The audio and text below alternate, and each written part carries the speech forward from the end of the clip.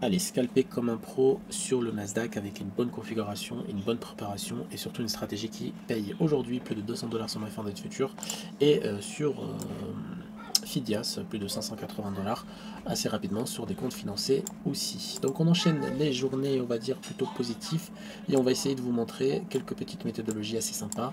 Les templates sont disponibles sur le Discord de les bons traders, donc ici sur les bons traders, je viens de les partager à l'instant, donc les templates Nasdaq que je vais vous montrer comment les installer tout de suite. Donc on a le premier template, hein, le plus important, c'est tout simplement ici la ProSuite V5, ok, on va voir tous les levels algorithmiques, hein, ultra intéressants, ultra pertinents, comme les levels symboliques, les 21 000, les déviations, les open, les close, les open euros, les points pivots intéressants, etc.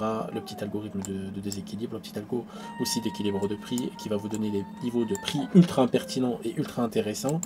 On va voir aussi une petite station de trading micro ultra vierge où il n'y a vraiment rien dedans, juste un petit timer et la ligne de prix. Et donc ça aussi c'est fourni dedans, vous faites chargement NQ et vous allez base MNQ pour votre trading. Alors ici c'est pas inclus mais vous pouvez copier tout simplement le tape et la configuration du tape.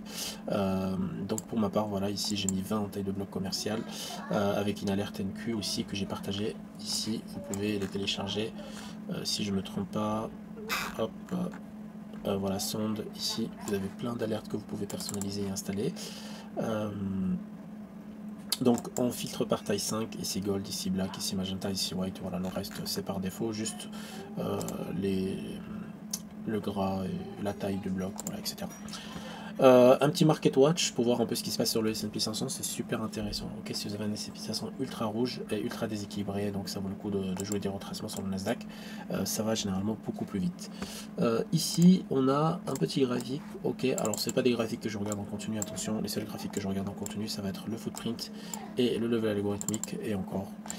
Ici, on a un petit volume profile, pareil, configuré spécialement pour le Nasdaq, ok, ici volume profile tout simplement à appliquer en 5 minutes, donc voilà, que vous pouvez réduire ou mettre sur un autre écran, c'est plusieurs écrans.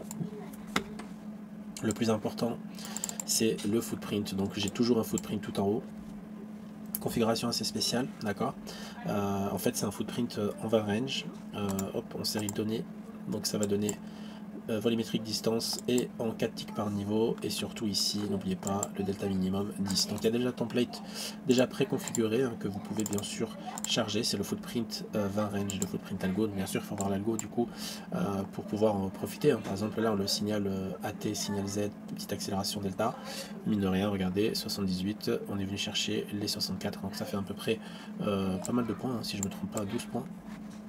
Ok, donc c'est ce que je regarde. On peut faire une petite démonstration. Ok, on peut faire une petite démonstration micro. Vous voyez par exemple ici, bon, ça va trop vite malheureusement, il faut être focus. Généralement, je suis ici par exemple sur achat ou vente déjà quand je surveille un petit signal. Ok, vous allez voir, hein, c'est ultra pertinent. Regardez, on va tenter ça. Alors on a fait déjà un beau profit, hein, mais bon, pour la démonstration, on peut vous faire ça. Alors s'il monte trop haut comme tout à l'heure, hein, sur la zone de liquidité, je chercherai une vente. Hein. Pourquoi? Parce qu'en fait on est sur un flux vendeur, donc c'est encore plus simple. En plus on est sur VWAP à ce niveau-là. S'il redescend, je reprends le retracement. Voilà, tout simplement. Ce que je regarde ici, c'est le delta, je regarde un peu les volumes, je regarde aussi le cumulatif delta ici, avec cette configuration déjà préconfigurée sur le footprint. Pour voir si j'ai pas des grosses absorptions en fait, et des tailles d'absorption tout simplement.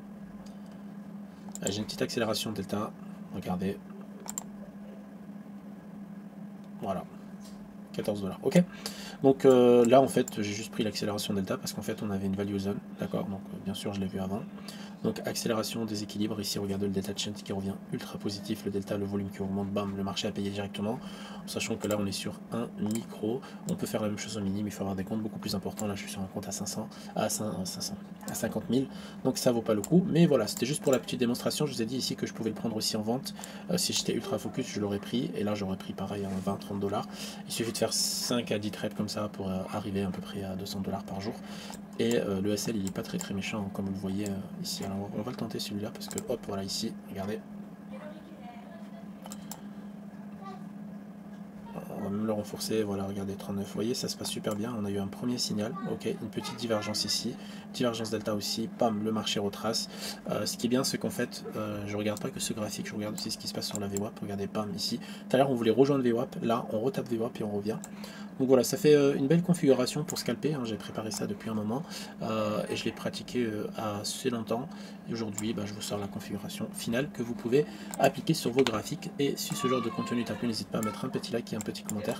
Et n'oublie pas, le graphique le plus important, ça reste bien sûr le VWAP juste là. Sur ce, on se retrouve une autre fois pour une autre vidéo.